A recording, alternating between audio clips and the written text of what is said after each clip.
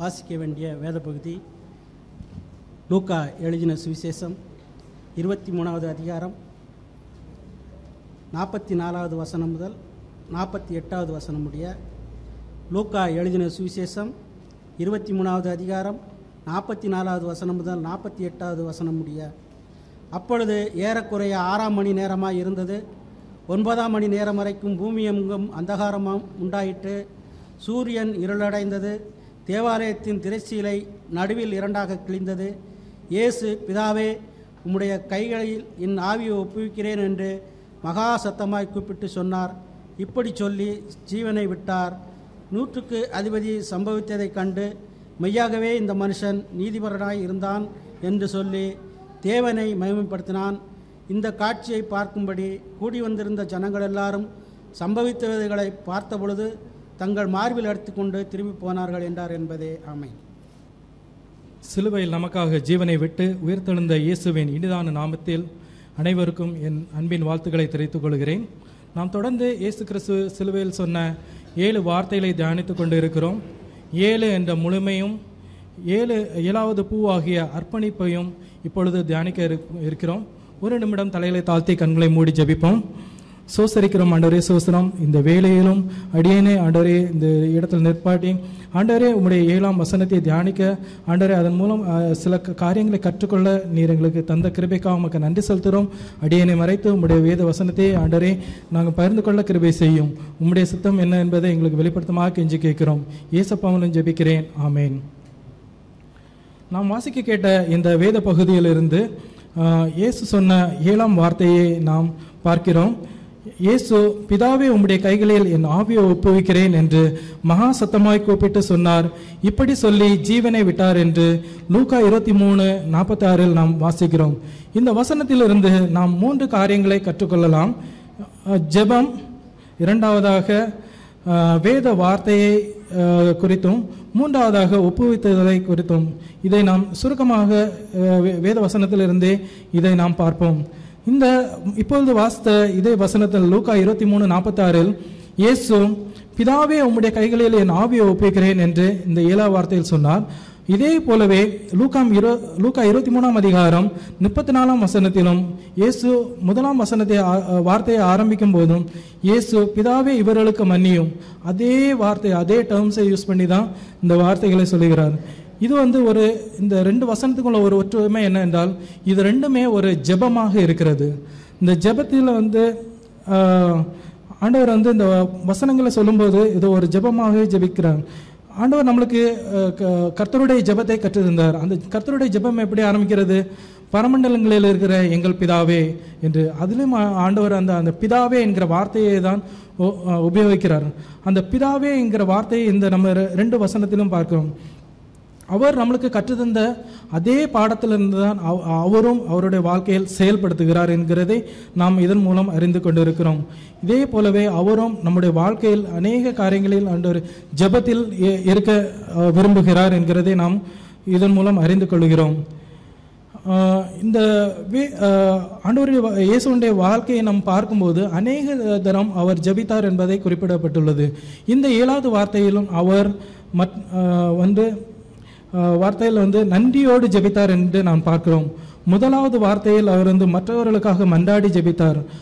முந்தின இரவில், வியாழன் இரவில் நாம் பார்க்கும்போது அவர் மிகுந்த வியாகுலத்தோடு தம்முடைய இரத்தம் வேர்வையாக சிந்தும் அளவுக்கு ஜெபித்தார் என்று நாம் பார்க்கிறோம்.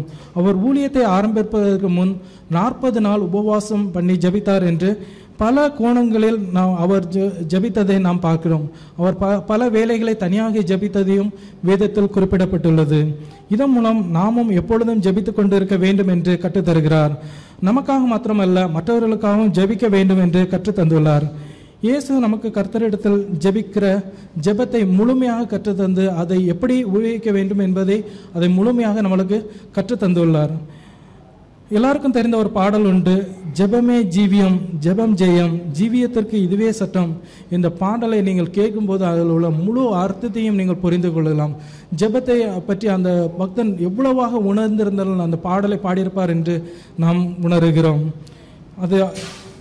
அது மட்டுமல்ல, நாம் ஒரு கூட்டையும் கேள்விப்பட்டிருப்போம், ஜெபம் இல்லாத வீடு கூரை இல்லாத வீடு என்று. அது எவ்வளோ உண்மையானது.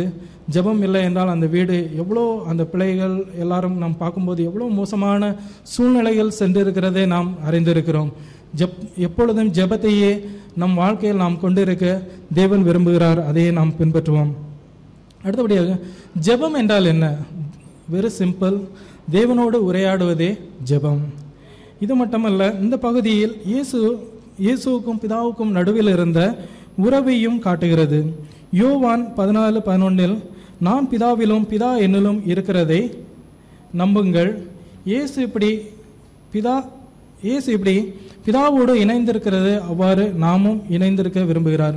பிதாவோடு அவர் எல்லாவித காரியத்திலும் ஒத்துழைத்து அவருடைய சித்தத்தை நிறைவேற்றுவதற்காகவே இந்த இடத்தில் இந்த உலகத்தில் வந்தார் என்பதை நாம் எல்லா செய்திகள் மூலமும் எல்லாருடைய இது மூலமும் அறிந்து கொண்டோம். அதையே தேவன் இந்த வசனத்திலேயும் அதை உறுதிப்படுத்துகிறார். அடுத்தபடியாக இரண்டாவதாக நாம் இங்கு பார்க்கிறது, இந்த 7வது வார்த்தையில் இந்த வார்த்தையை சொன்னது அவர் தன்னுடைய சொந்த வார்த்தையை சொல்லாமல் வேத வசனத்திலிருந்தே சொன்னார். அதை சங்கீதம் 31:5 நாம் பார்க்கிறோம். அதே வார்த்தையே இருக்கிறது. உமது கையில் என் ஆவியை ஒப்புவிக்கிறேன், சத்தியவர்ணாகிய கர்த்தாவே நீர் என்னை மீட்டுக் கொண்டீர் என்று தீர்க்க தரிசனமாக சங்கீதக்காரன் சொன்ன இந்த வார்த்தைகளே அவர் 7ஆம் வார்த்தையாக சொன்னார்.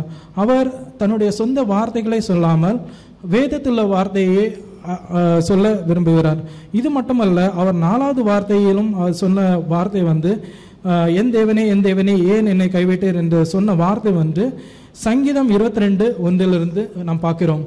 அவர் பல சூழ்நிலைகள் வேதத்தின் வார்த்தைகளையே உபயோகித்திருக்கிறார்.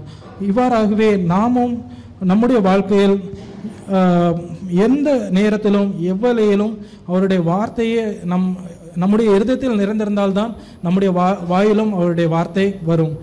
ஸோ முடிந்தவரை எவ்வளோ வேதத்தில் நம்முடைய நேரத்தை செலவழிக்க முடியுமோ செலவழித்து அநேக வேத வாக்கியங்களை கற்றுக்கொண்டது மட்டுமல்ல, அதை நம் வாழ்க்கையில் உபயோகிக்க தேவன் நம்மிடத்தில் விரும்புகிறார். அடுத்தபடியாக ஒப்புவித்தல். லூக்கா 23:46 நாம் பார்க்கிறோம்.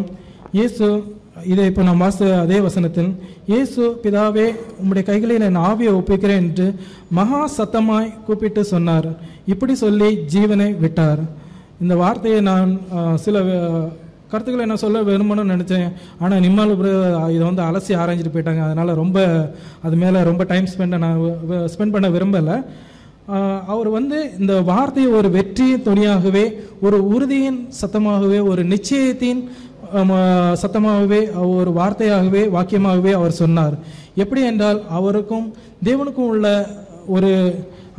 ஒரு ஐக்கியத்தின் மூலமாக தாம் மரித்தாலும் தேவன் தம்மை மீட்டுக் கொள்வார், நித்தியத்துக்குள்ள எடுத்துக்கொள்வார் என்கிற ஒரு உறுதியோடு இந்த வசனத்தை இந்த வார்த்தையை அவர் சொல்லுகிறார். அவர் இப்போ நம்ம சில ஆட்களை பார்க்கும்போது மரணத்துக்கு இருக்கும்போது அவருக்கு ரொம்ப சோகமாக இருப்பாங்க, அழுவாங்க. சிலவங்களை கேட்டிங்கன்னா, ஐயோ நான் செஞ்ச பல காரியங்களை என்னால் முடிஞ்சால் திருத்துறதுக்கு எனக்கு ஒரு தருணம் கிடைக்குமா அப்படின்லாம் சொல்லுவாங்க. நான் தெரியாமல் எவ்வளோ தப்பு செஞ்சுட்டேன், தெரிஞ்சு எவ்வளோ தப்பு செஞ்சுட்டேன், அது எனக்கு திருத்துறதுக்கு ஒரு தருணம் கிடைக்கலையே அப்படின்னு கவலைப்படுவாங்க. ஆனால் ஆண்டவர் எல்லாவித காரியத்தையும் நாம் கடந்த வார்த்தையில் நாம் பார்த்தது போல எல்லாவற்றையும் நேர்த்தியாய் நன்மையாய் செய்து முடித்தார். அதன் வெற்றி துணியாகவே இந்த வார்த்தையும் சொல்லி முடிக்கும்போது, பிதாவே என் ஆவியை உமது கையில் ஒப்புவிக்கிறேன் போது ஒரு தைரியத்தோடு, ஒரு நம்பிக்கையோடு, ஒரு உறுதியோடு, ஒரு சந்தோஷத்தோடு இந்த வார்த்தையை சொல்லி முடிக்கிறார்.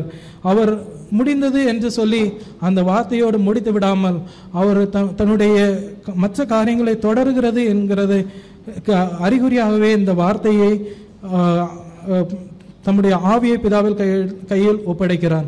பிதாவின் இடத்தில் பெற்றுக்கொண்ட ஆவியை திரும்பமாக பிதாவின் இடத்தில் ஒப்பு கொடுக்கிறார்.